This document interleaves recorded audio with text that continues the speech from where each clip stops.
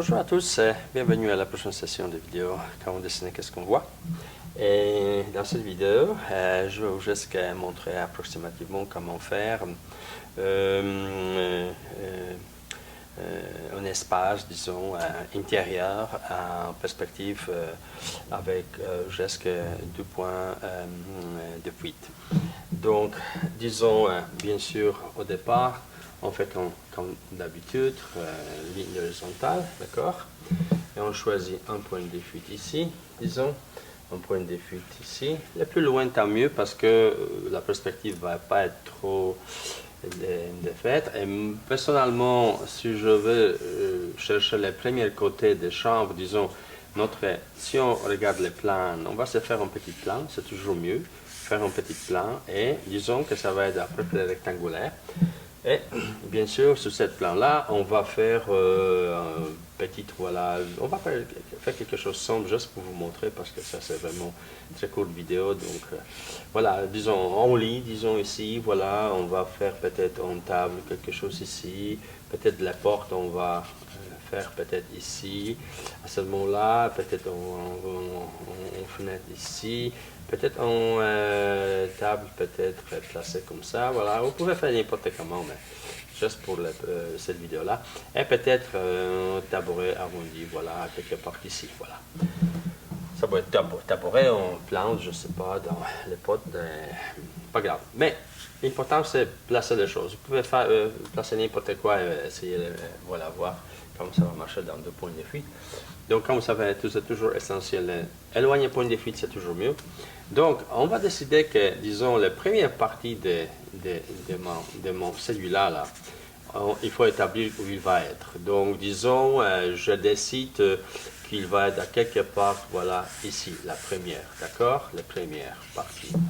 Donc, à ce moment-là, regardez, je vais décider de l'auteur. Disons que je vais faire approximativement ma chambre plus ou moins, voilà, un peu plus en haut, un peu moins peut-être en bas. Donc, bien sûr, on peut-être encore plus ici et peut-être moins ici. Ça va être, voilà, peut-être mieux comme ça.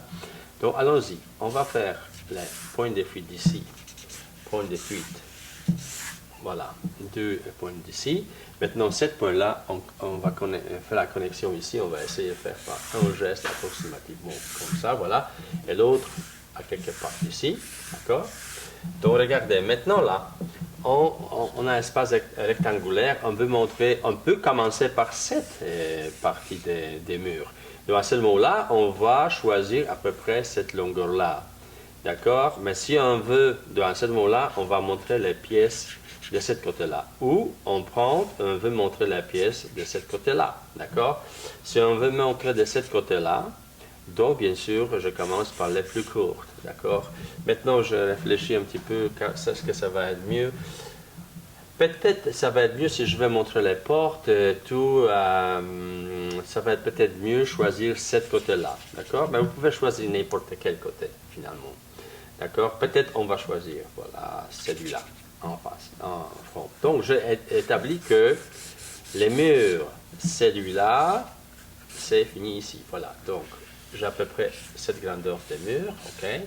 Maintenant, bien sûr, les planchers, là, celui-là. L'autre point de fuite, si je traverse par cette ligne-là, j'ai un plancher qui suit là. Et maintenant, bien sûr, on voit qu'approximativement, c'est 1,5 carré l'espace en longueur. Donc, si je prends un carré, ça va être ici, un demi à peu près ici. Donc, j'établis qu'approximativement, voilà, ça correspond avec ma pièce. D'accord? Donc, maintenant, si je traverse la ligne ici, regardez, si je traverse la ligne ici, donc je plafond maintenant, je plancher. D'accord? J'établis que c'est l'espace de ma chambre. D'accord? Donc, peut-être je vais l'élargir légèrement, voilà, légèrement. Okay. Ici. Donc, regardez, maintenant je vais prendre vertical parce que vous savez, dans les 2 points de fuite, gestes verticales sont verticales et l'autre horizontales sont toujours alignés vers un point de fuite ou l'autre. Donc, maintenant, regardez, si je traverse ça ici, donc j'ai obtenu l'autre partie de ma chambre. Donc, les murs que je vais prendre en considération, je vais les juste agrandir un petit peu. Voyez-vous, j'ai cette partie-là, voilà. qui correspondent avec cette partie ou cette partie, ça dépend. Vous avez le choix maintenant où je vais montrer la perspective des côtés des lits ou je vais mettre les lits plutôt de ce côté-là. Et bien sûr, si on fait ce genre de perspective ouverte, donc on monte 7 murs et 7 murs, d'accord? Voilà. Et bien sûr, et toutes les planchers en entière. On ne monte pas cette ligne-là, encore plafond, voilà, encore plafond. Donc, on laisse les pièces ouvertes. On ne monte pas cette ligne-là parce qu'on rentre dans l'espace. Donc, allons-y à ce moment-là. On va maintenant, je dis que peut-être on va choisir de côté de celui-là. Donc à ce moment-là, le lit va se trouver où? Le lit va se trouver ici, d'accord? Donc peut-être ça va être mieux montrer le lit de cette côté-là. Donc on va aller là, peut-être. Donc regardez, ça prend à peu près cet espace-là, donc je l'ai planifié approximativement, voilà la même. Maintenant, au niveau des positions dans la chambre, c'est à peu près cette partie-là. Donc voilà, mon lit, la base de ma lit va être à quelque part, voilà, si je prends maintenant mon truc ici, voilà, donc c'est la base de ma lit approximative. Maintenant, je m'en vais en vertical, maintenant je décide, voilà, des grandeurs de lit, parce que ça doit aligner, ça doit aligner. Donc voilà, comme ça, je fais la même chose ici en vertical. Donc voilà, mon lit apparaît comme ça, voilà. Ça, c'est les parties qui touchent les murs, celui-là, ok? Et celui-là, là, c'est cette partie-là, où on va mettre aussi les tableaux, ok? Donc, bien sûr, on peut mettre les pattes ici, on peut faire n'importe quelle forme de ce côté de lit, si on fait un petit design, disons, avec quelques lignes noires. Et bien sûr, il y a un genre de rouleau, voilà, pour poser notre tête, etc. On peut avoir encore les oreilles, etc. Donc ça, c'est à vous choisir qu'est-ce que vous allez mettre ici. Ça peut être quelques oreilles, voilà, ici. Et bien sûr, ici, on s'est dit qu'à peu près à cet espace-là, on va avoir un tableau. Donc voilà, un tableau, un genre de truc, voilà. Qu'est-ce qu'on veut mettre là? Ça peut être quelque chose de décoratif. Donc, on y va, voilà. Et notre tableau va prendre approximativement cet espace-là, d'accord? Voilà, ici, là, ici, là, ici, là. Voilà, on va faire quelque chose là, montagne, soleil, etc. Donc, ça, c'est notre tableau. Maintenant, regardez. Ici, nous avons les tabourets. Donc, bien sûr, comment on fait? Le tabouret va être approximativement sur le même niveau que les lits. Donc, il se trouve approximativement dans cet espace-là. Donc, on va aller ici. Et maintenant, hauteur, c'est approximativement la même. Donc, pour les voir plus clairement, je vais utiliser peut-être un peu la couleur gris. Donc, regardez, premièrement, je vais faire bien sûr les carrés pour voilà, savoir approximativement comment mon cercle va. Donc, quand vous voyez le cercle en horizontal se comporte voilà, comme ça. Donc, on sait que voilà, si c'est tabouret à ce genre de choses, peut-être il peut avoir le petit pied ici, petit pied ici, petit pied ici, et quelques-uns là. Okay? Donc, on a un petit tabouret là. Je vais juste reprendre un petit peu les lignes pour qu'on voit plus clairement comment ça marche. Bien sûr, ça c'est les oreillers, tic-tic, ça c'est les oreillers, tic-tic, voilà, le tableau. Voilà, ici, on va repasser tout ça en noir à un moment, mais pour le moment, juste pour qu'on se place mieux, il y a les pattes, etc. Donc, voilà, maintenant, il y a l'étape à établir. L'étape est toujours, disons que si c'est une table de café, ça va être approximativement la même hauteur. À ce moment-là, on va tout de suite voir. On commence par les planchers, parce que voyez-vous, il est placé comme ça. Donc, dans notre cas, ça veut dire qu'il est placé approximativement, voilà, comme ça, d'accord? Donc, qu'est-ce qu'on fait? On fait point de fuite sur la ligne horizon. De ce côté-là, on va avoir les points de fuite qui vont beaucoup plus loin, d'accord? Mais maintenant, on y va en hauteur. On va en hauteur, le pied. Voilà, on décide des grandeurs, d'accord? Et de la forme aussi. C'est pas nécessaire qu'il soit vraiment rectangulaire, il peut être un peu, disons, ovale d'un côté et l'autre. Donc à ce moment-là, si on utilise un petit peu plus fort, un peu, si on a une forme rectangulaire comme ça, approximativement, donc on décide que ça, voilà, si on aligne à point de fuite, ça va nous donner vraiment exactement la forme tétragonique. Donc maintenant, si on trouve le milieu de cette table-là, on va voir les points horizontaux. Donc ça, c'est les points. Voilà, et notre ovale va aller comme ça pour cette table-là. D'accord? Donc, bien sûr, ici c'est les pieds, ici c'est les pieds, ici c'est les pieds. Voilà, donc nous avons ça, et on s'est dit qu'ici on va à quelque part faire les portes. Donc voilà, on va avec la porte. Ok, on va avec les portes. Ici, ici, ici, voilà, les portes. Décide quelle sorte de porte, avec une petite fenêtre ou quoi que ce soit, poignée, voilà. Donc maintenant, on s'est dit que ça va être une fenêtre, donc allons-y, de ce point de fuite, on aligne ça, voilà, comme ça. On va avoir un genre de fenêtre peut-être divisé comme ça, peut-être un peut être ouverte, voilà, celui-là. Et bien sûr, ici, on peut avoir un genre de jalousie peut-être, voilà, quelque chose. Et peut-être une pièce de calorifère ici, de côté, etc.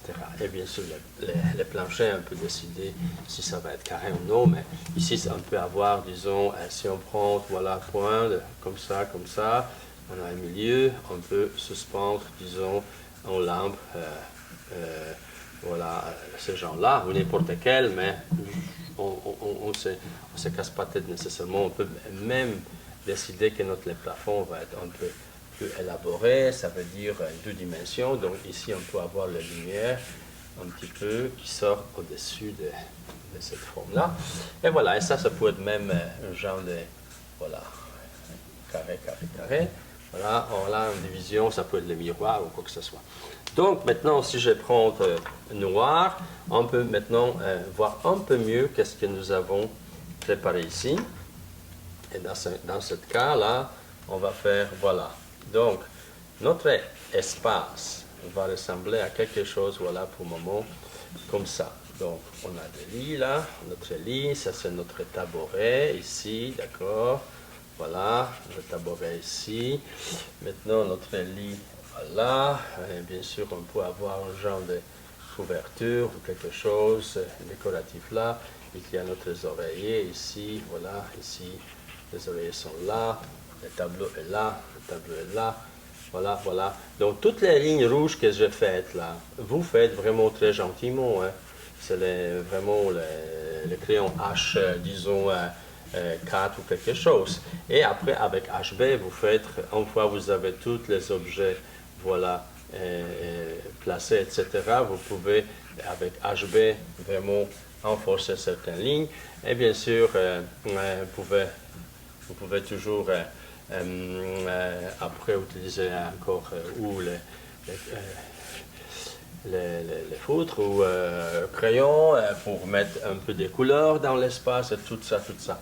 Mais comment construire, voilà, la perspective avec deux points de fuite qui est très agréable perspective et c'est la meilleure perspective pour montrer n'importe quoi à votre client ou quoi que ce soit. Ça va être peut-être, voilà, la fenêtre ici avec, voilà, quelques jalousies, voilà, comme ça. Donc, bien sûr, on peut élaborer ça mieux, mais je vais juste vous montrer approximativement comment procéder avec toute cette pièce-là. Donc maintenant, voilà, on fait les portes, on fait la porte ici, poignée, l'autre partie des portes, les portes peuvent être noires peut-être, ou voilà, quelque chose pour donner un petit peu, voilà, et ça c'est, disons, miroir, voilà, nous avons ici un genre de lampe suspendue en forme de sphère, et bien sûr notre table peut être ovale comme je l'ai dessiné, un peu j'ai cette carré, voilà, avec les pieds, voilà, tout ça. Ouais, les pieds ici, voilà, c'est ici, et bien sûr les planchers ici. Donc, quand vous voyez, c'est pas mal simple. Les croquis comme ça, bien sûr, on peut maintenant élaborer, on peut ajouter les choses ici pour les, disons, les vêtements, quelque chose.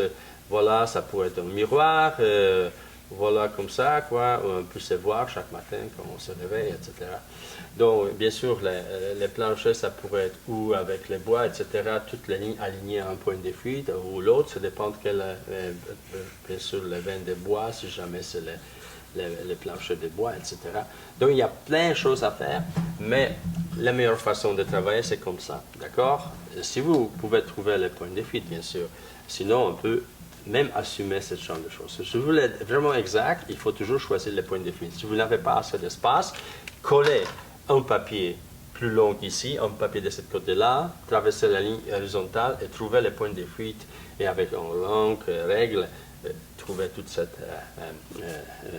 ligne que je vous ai montrée, et vous allez obtenir un espace auquel vous pouvez vraiment après placer toutes sortes de meubles, toutes sortes d'objets à l'intérieur. Donc, vous pouvez pratiquer ce genre de perspective. Du point de vue de perspectives sont très agréables et intéressants à faire pour pratiquer, etc. Donc, tous ceux qui veulent devenir designer intérieur, c'est une bonne façon de montrer à votre client qu'est-ce que vous voulez lui présenter, comment vous voulez arranger sa chambre, etc., etc. Donc, je vous souhaite bonne chance avec cet exercice-là et au plaisir la prochaine fois. Merci, au revoir.